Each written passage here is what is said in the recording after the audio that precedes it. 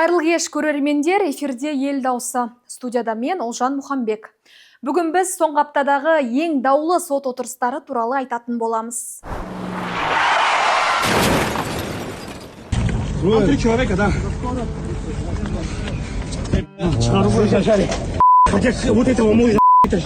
Давай через верх, можно его вытаскивать.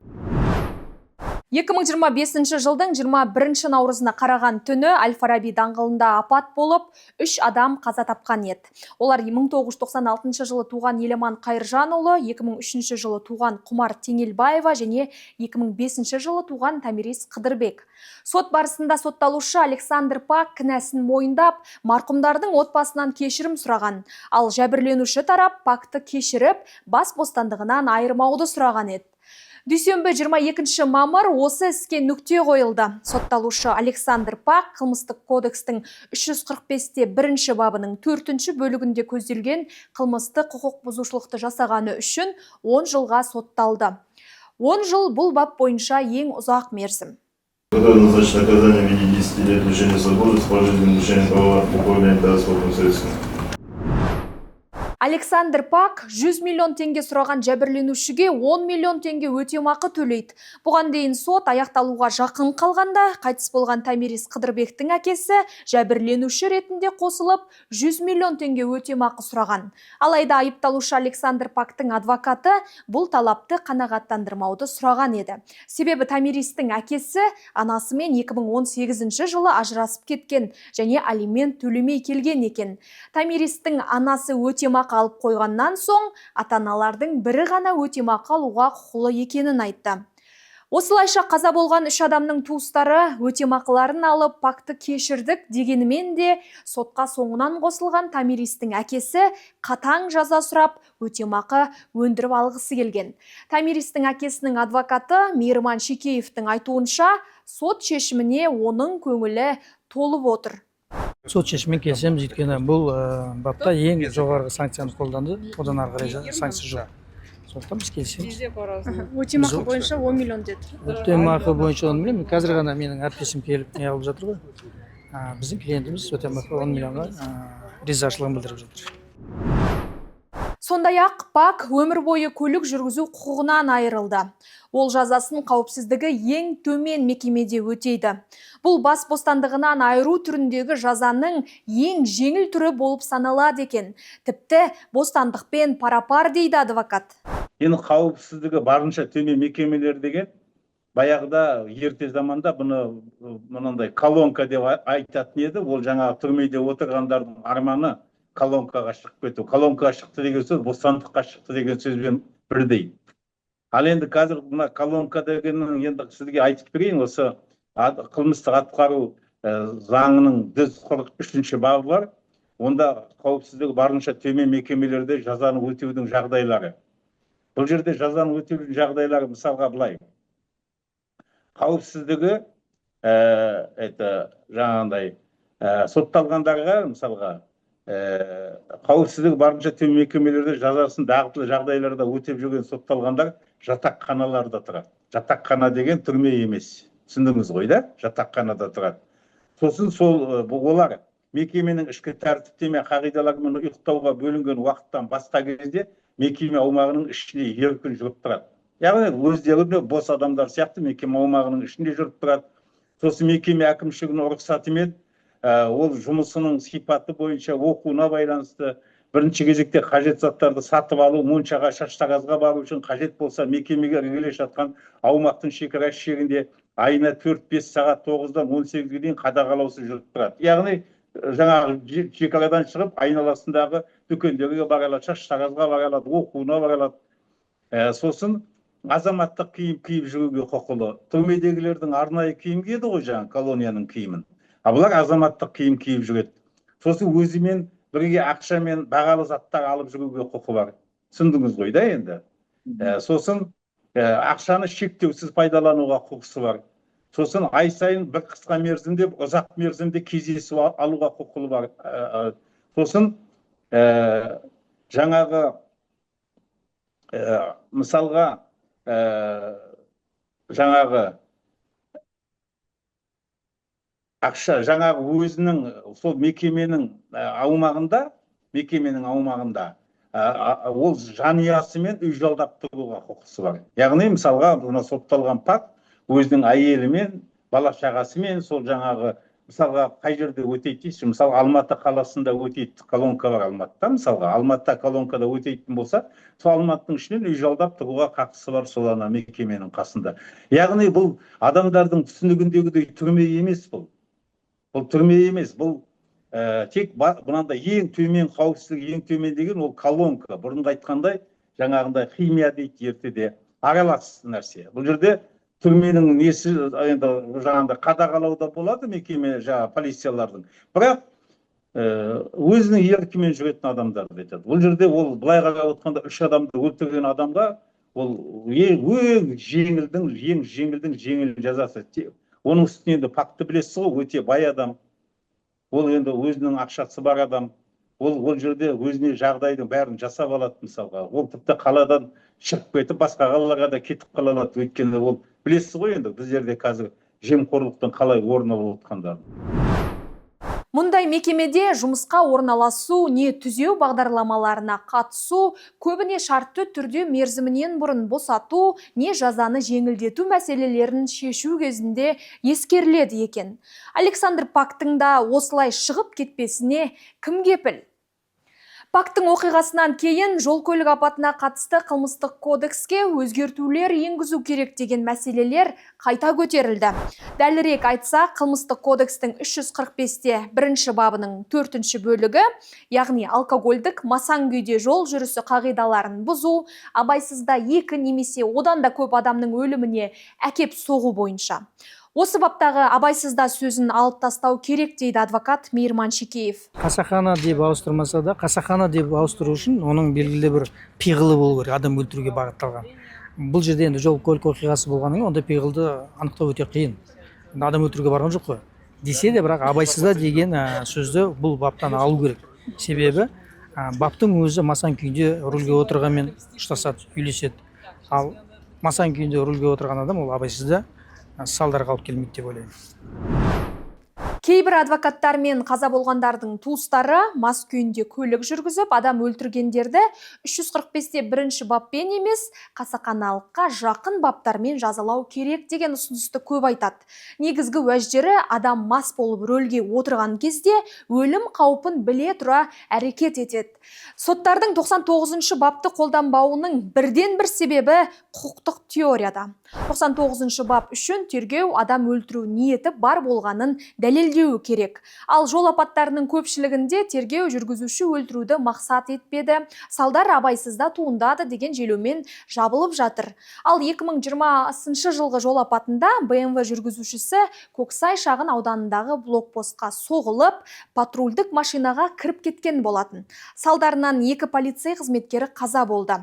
Ол кезде Алматы полициясы қылмыстық кодекстің 99-шы бабының 2-ші бөлігі бойынша тергеуді бастағанымен, ол істе 345-ші 1-ші бапқа ауыстырылды. Себебі күдіктінің қасақана ниеті дәлелденбеді. Александр Пактың соты біткені кеше-ақ еді. 23 маусым күні Алматы облысында Алматы-Шелек Харғос тас жолында тағы да жол апаты болды. Бұл машина встречный Бұл машина встречный келген дейді. Бүткел семьясы кішкентай баласымен өлді, братан. Алдын ала мәлімет бойынша Хавал көлігінің жүргізушісі рөлге ие бола алмай, қарсы бағыттағы жолаққа шығып кетіп, Audi 100 автокөлігімен соқтығысты.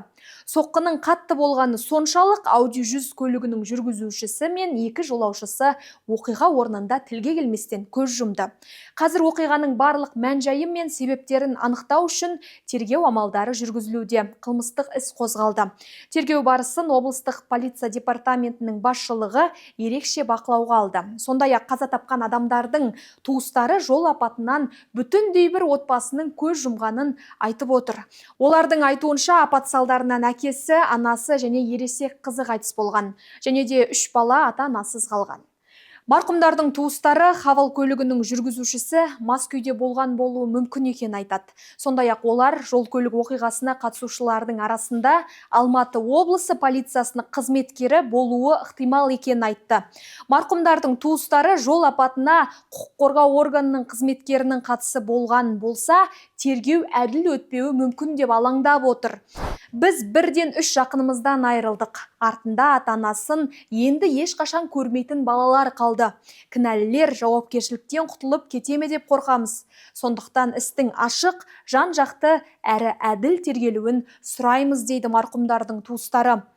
Қазір апатқа полиция қызметкерінің қатысы болуы мүмкін деген ақпарат ресми түрде расталған жоқ. Журналистер осы ақпаратты растау үшін Алматы облысының полиция департаментіне сұрау салғанда, қылмыстық процессуалдық кодекстің 201 бабына сәйкес тергеу мүддесі үшін өзге мәліметтер жария етілмейді деп жауап берген полиция.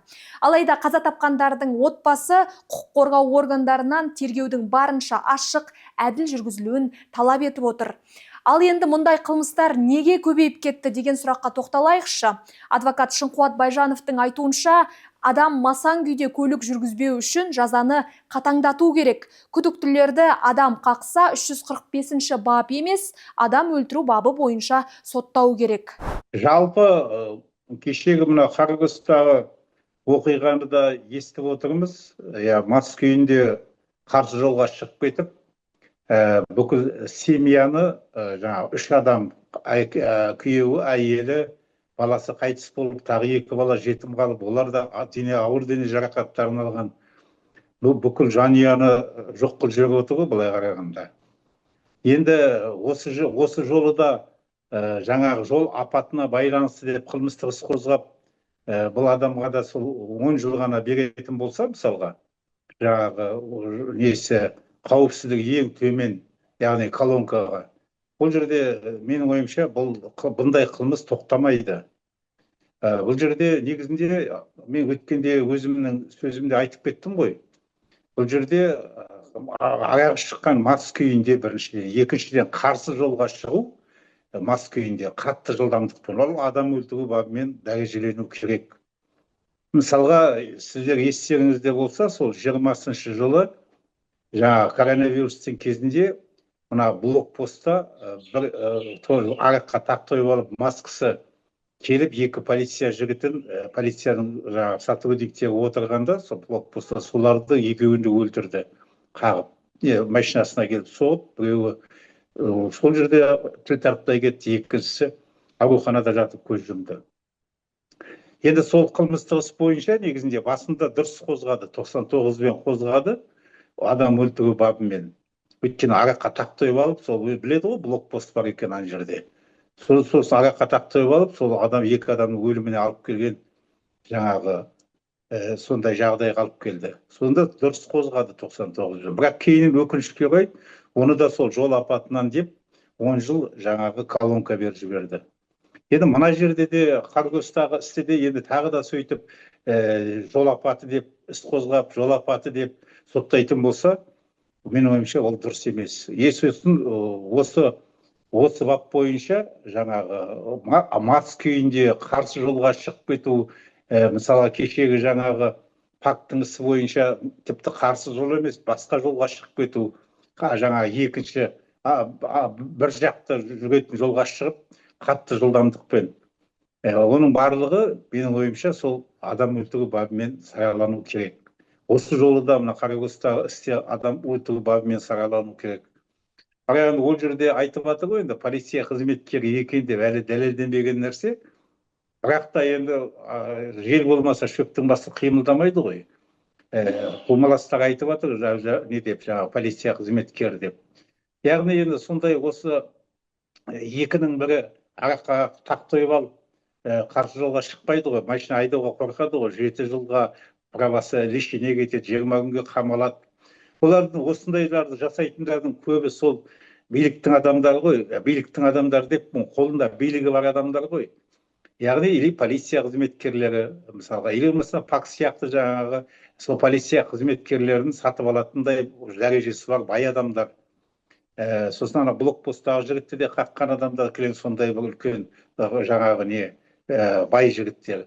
Сол бай жігіт, бай адамдар, бай жігіттер, қолына билікке жақын адамдар, солар өйстіп қылмыс жасайды да, сол жеңіл жазамен құтылып кетіп жатыр ғой. Сондықтан бұл жерде ешқандай заңды өзгертпей ақ, осы арақ ішіп, қарсы жолға шығып, қатты жылдамдықпен келген адамдардың барлығын адам өлтіру бабымен сотталу керек. Мәжіліс депутаты Мұрат Әбеновтың айтуынша да масаң күйде көлік айдап, адамға зияның тисе, қасақана қылмыс дегенге есептеуіміз керек. Бұл мәселені депутат парламент мінберінен де айтып, мұндай істерге тіпті рақымшылық берілмеу керек деген мәселені көтеріп еді. Әрине, рақымшылық туралы заңды барлығымыз қолдаймыз, және осыған қатысты бір өзім берген ұсыныс туралы түсіндіріп кеткім келеді. Мынау Алматыда болған Әл-Фараби көшесіндегі авария бойынша кеше ғана маған бір қайтыс болған жас азаматтың оның кішкентай бөпесі бар екен, туысқандары хабарласып айтып жатыр. Қалай болады екен, алдағы уақытта осы үлкен жылдамдықпен көшелерде жарыс ұйымдастырайтын байдың балалары көбінесе үлкен қымбат машинамен жүреді. Олар штрафты төлей салады, болды, сөйтіп жарысып жүре береді. Олар рақымшылыққа түсіп кетпей ма? Азаматтар алаңдап жатыр деп қайта-қайта көтерді. Өткен рақымшылықта мынау үлкен жылдамдықпен көшеде жүріп, осы өткен жылғы рақымшылықта солар авария жасап, адамдар зақым алса да, олар рақымшылыққа түскен екен, осындай болмасын деп ұсынысты қайта-қайта берді. Сол мен 345 бап бойынша әртүрлі себептермен, әсіресе үлкен жылдамдықпен адамды қағып, олар қайтыс болған жоқ, бірақ ауыр жарақат алған жүргізушілерді рақымшылыққа жаңағы рұқсат бермеу туралы мен ұсыныс бердім. 345 бап бойынша ішкі істер министрлігі бұны қолдады, депутаттар қолдады. Мынау біздің сұрау жасаған азаматтар соған алаңдаушылық жасап жатыр.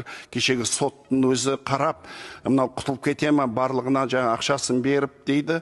Әрине, бұл тек ақшада емес, мәселе тек бір отбасында ғана емес, бұл бүкіл қоғамға үлкен проблема туғызады. Жалпы үлкен жылдамдықпен көшеде жүруді мен ішкі істер министріне айтып отырмын, бұны ауыр қылмыс түріне жеткізбесек болмайды. Бұл қасақана қылмыс, біздің заңнамаларда бұл орта қылмыс және кездейсоқ жасалған деп саналады. Мен ойымша қазір қоғам сұранысын ескеріп, бұны ауыр қылмыс дәрежесіне көтермесек болмайды. Олар штрафтан да қорықпайды, олар біреуге зақым келтірсем өздері ойлайды, мен ақшасын төлеймін, сөйтіп ары қарай жалғастыра берем дейді. Мен ойым қазір осындай азаматтық алаңдаушыларына бүгін осы рақымшылықпен жауап беріп жатырмыз. Ондай арақ ішіп немесе үлкен жылдамдықпен жүрген адамдарға рақымшылық болмайды. Ол әр адам өз жауапкершілігін түсіну керек. Осыған қатысты мен осы позициямды қолдаған азаматтарға және ішкі істер министрлігіне, бас прокуратураға ризашылығын білдіремін, және алдағы уақытта 345 баптың ішіндегі үлкен жылдамдықпен қалада жарыс ұйымдастырып, басқа азаматтарға жаңағы қауіп төндіретіндерде, мынау шетелде қазір Германияда, басқа мемлекеттерде бір ауыл қасақана қылмысқа жатқызады. Бізде сондай адамдарды ауыл қасақана қылмысқа жатқызғанымыз дұрыс. Оны тек қана правасын өмір бойы айыруымыз керек ондайды. Себебі олар ертең адам өлтіруі мүмкін. Сол себептен осы заңды қолдауға шақырамын. Мұрат Әбеновтың айтуы бойынша осындай жағдайлардың көп болуында полиция қызметкерлері өкілдерінің де тікелей қатысы бар. Мен байқайтыным, бұл қылмыстар көп болуы бірде бір себебі біздің полицияның барлық кезде бірдей барлығына қатал қарамау. Енді фактың жағдайын қарайық. Бірінші рет бұрын жол жылдамдығын көбейткен, көшеде мас болып ұсталған, ол үшін жеңіл жауапкершілікке тартылған, автокөлігін ұстаса да жібере салған. Дәл сол күні мас болып кафеден шығып келатқанда жол ережесін бұзған, оның камера көрген, бірақ полиция ұстамаған, жібере салған. Қасында полицейлер болған. Полицейлер егер ертерек соған жаңағы қамауға алғанда адам өлмес еді. Және кешегі Алматыда естіп отырмыз, бұл да бір полиция қатысы бар адамдар сияқты. Сонда мен түсінігім, жалпы бұндай қылмыс жасайтындар көп жағдайда полицияның оларды тоқтатпайтын, бұларға заң жүрмейтін қарап сөйтіп заң бұзады. Сол себептен ең бірінші тек қана заңдарды азаматтарға, жүргізушілерді қатайту емес. Мен өз ойым, дәл сондай кезде біз полицияның жауапкершілігін көтеруіміз керек. Егер мысалы Алматыдағы жағдай аяғына дейін әділ өтті сот деп мен айтамаймын. Себебі неге пактың өзі ғана жауапкершілікке тартылды? Неге пакты бұрын тоқтатпай жібере салған, пакты алдын ала автокөлігін қамаған, ары қарай оған жүре беруге, ары қарай адам өлтіруге жол берген полициялар қасында түрмеге бірге отыру керек. Сол кезде ғана біздің заң дұрыс орындалады. Болмаса парламентке де қатал заң шығара бергенмен де ол полиция біреуін тоқтатады, біреуін тоқтатпайды, біреуін жауапкершілікке тартады, екіншісін жібере салады. Бұл жерде бізде 370-ші бап бар, ол өз қызметін қажетті дәрежеде орындамау деген. Егер полиция сондай адамды жібере салса, онда полицияны да біз қамауымыз керек. Бұл жағдайда міне кешегі Алматы облысында мысалы өзі полиция болып шықса, әрине олар қорықпайды. Алматыдағы пак әрине осыға дейін қанша заң бұзды, оны дұрыс жауапкершілікке тартпағасын ол қорықпайды. Сонда міне кейбір адам психологиясында бар, маған заң бұзуға болады дейді да, айналып келгенде адам өлтіруге лицензия алғандай штраф төлей салады да, адам өлтіргенше жүреміз. Ал енді жақындарда президент тапсырды сәуір айында, осы пак бойынша, Алматы бойынша дұрыстап қараңдар, полициялар қатысы бар ма қараңдар деді. Бірнеше полиция қызметкер жұмыстан босатты. Бір полицияны қамауға алды. Қазір қарасақ, пактың қасында біреуі де жоқ. Пактың бір өзін соттадық, ал полициялар жоқ. Сонда қоғамда іштей әділетті сот болды дегенге сенім жоқ. Қоғамда біліп отыр, бұл сала өте коррупцияға жақын. Полициялар біреуін тоқтатады, 5-10 теңге ақшасын алады, немесе таныстарын жібере салады, басқалар босатып жіберіп қоя салғаннан кейін адамдарда осы заңға деген құрмет болмайды. Және қарапайым адамдарда бұл заңдарға сенбеушілік бар, билікке деген сенбеушілік бар. Егер бір адам заңды бұза берсе, екінші адам жаңағы кішкентай тек қана аузынан қымызын шықса да 7 жылға правосудие айырады, ал пак сияқтылар жүре береді. Міне қазір анализ жасасақ, көп жағдайда ішіп алып авария жасағандардың көбісі жағдайы бар, ақшасы бар, билікке байланысы бар адамдар. Сол жағын біз анализ жасамасақ болмайды. Алдағы уақытта полицияның өзінің ішін тазартуымыз керек. Міне біз заң және тәртіп деп айтамыз, көп жағдайда азаматтарға қатысты айтамыз. Заң, тәртіп орындауларын керек. Бірінші кезекте полицияға талап қойымыз керек.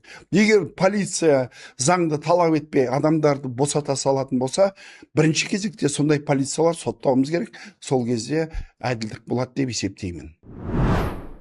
Ішкі істер министрлігінің ресми өкілі Шыңғыс Әлекешевтің айтуынша, Әл-Фарабидегі апаттан соң Алматы қаласы полиция департаменті бастығының сыртқы қызметтер мен жол қауіпсіздігін қадағалайтын орынбасары, сондай-ақ әкімшілік, полиция және қоғамдық қауіпсіздік басқармаларының басшылары қызметтерінен босатылды. Заң бұзушылықтар расталған жағдайда апат қатысушылары да, лауазымды тұлғалар да жауапқа тартылады. Алайда оларға қатысты тергеу жүріп жатыр ма, әзірге белгісіз. Осы жерде айта кететін нәрсе, Шерзат Болаттың өлімінен кейін қызметінен босатылған Алматы облысы полиция департаменті бастығының бірінші орынбасары Серік Шалқаров жақында Ақтөбеде жаңа қызметке тағайындалғаны белгілі болды. Енді ол Ақтөбе облысы полиция департаменті бастығының бірінші орынбасары. Халық шулағанда шенділерді орнынан босатып, кейіннен оларды жаңа лауазымға тағайындай салуы бұл әдеттегі құбылыс. Ал Әл-Фарабидегі жол апатына байланысты әлеуметтік желіде мәлімдеме жасаған заңгер әрі блогер Әділетхан Молдаханға байланысты сот процесі жалғасып жатыр. Еске салайық, ол Әл-Фарабидегі апатқа қатысты жоғары лауазымды шенеуніктердің балалары кінәлі болуы мүмкін деген еді. Әл-Фарабидің бойында болған ДТП 3 адам қайтыс болған. Сол жай әшейін дөңгелек жарылды или встречка шығып кетті дейсің ба? Жоқ, олай емес. Олар 5 машина, золотая молодежь, чиновниктің балалары да, наказать етілмейтін. Солардың балалары жарысады, подложный госномер, біреусінің госномер жоқ. Двойной сплошнойда у Афанасьевичадан қияды да, прямой на север по Достық түседі. Восток по Әл-Фараби разворот и Достықта ДТП. опрокид 250 мен встречкаға шығып кетеді да достықтан. Не справился с рулем управлением емес. Қарсы келатқан Мерседес болады и дальше Фурмановдағы кармашка жаққа қарай ұшып кетеді. Сен қанша метр ұшқан есептейтін болсаң, ана зикірдіңше, датаға тоқтай алмаған тонна. И любой адам солай өліп кетуі мүмкін да Алматыда. Мен өзім көлігін басқарып келатып, или сіз сөйтіп келе жатып өліп кетуіңіз мүмкін. Сол золотая молодежьдің солардың тірлігі үшін да. Осы мәлімдемеден кейін құқық қорғау органдары оның үстінен көрінеу жалған ақпарат таратты деген айыппен қылмыстық іс қозғап, блогер наурыз айында қамауға алынған. Жәбірленуші ретінде Алматы қалалық полиция басшысының бұрынғы орынбасары Ержан Ұзабаев пен әкімшілік полиция басшысы Серік Шумаев бар. Алғашқы сот отырыстарында Молдахан өзіне тағылған айыппен толық келісетінін мәлімдеді. Оның айыпталушылары оны үйқамаққа шығаруды сұрап еді. Істі қарап жатқан сот төрағасы Ерлан Қасымбек бұл өтініштен бас тартқан. Жәбірленушілер Серік Шумаев пен Ержан Ұзабаевтың адвокаттары моральдық және материалдық зиянды өтеу ретінде жалпы көлемі 22 миллион теңге талап еткен болатын. Ресми шағымнан кейін Молдаханның бауырлары мен белсенді блогерлер оның жұбайының есепшотын жариялап, елден көмек сұрады. Айыпталушының әйелінің сөзіне сүйенсек, халықтың қолдауымен 11 миллион теңге жиналып үлгерген. Ал бүгін 26 маусым Молдаханға қатысты кезекті сот отырысы өтті. Сотта не айтылғаны әзірге белгісіз. Соңғы уақытта Қазақстанда журналистер мен қоғамдық белсенділерге қатысты сот процестері жиілеп, қоғамда үлкен резонанс тудыруда. Қылмыстық істердің көбеюі, миллиардтаған теңгелік талап арыздар мен қатаң бұлтартпау шаралары тәуелсіз медиа өкілдеріне қысымның күшейгенін аңғартады. Қоғам назарындағы басты істердің бірі Қазтаг ақпарат агенттігінің бас редакторы Әмір Қасеновке қатысты іс. Аталған іс Freedom Finance компаниясының арызы негізінде қозғалған. Редакция басшысы қылмыстық кодекстің 274-ші бабы көрінеу жалған ақпарат таратты деген айып бойынша жауапқа тартылуда. Тергеудің ұстанымына қарсылық білдірген журналист құрғақ аштық жариялап, денсаулығы күрт нашарлағаннан кейін ауруханаға жеткізілді. Адвокаттарының мәліметінше оның өміріне қауіп төндіретін белгілер байқалған. Қорғау тарапы журналистің әрекеті сотқа қысым көрсету емес, өз уәждерінің ескерусіз қалуына қарсылық екенін мәлімдеп отыр. В настоящее время он восстанавливается. Сегодня он объявил о том, что голодовку прекращает, в связи с тем, что ему нужны силы, чтобы бороться в суде и отстаивать свою позицию и свою правоту. Чтобы не было оснований для отложения процесса и проведения процесса без его участия. Он и не старался, и не пытался саботировать суд, либо использовать как-то свое положение. Вчера ему стало известно о том, что меру пресечения в виде содержания под стражей апелляционный суд оставил ему без изменения.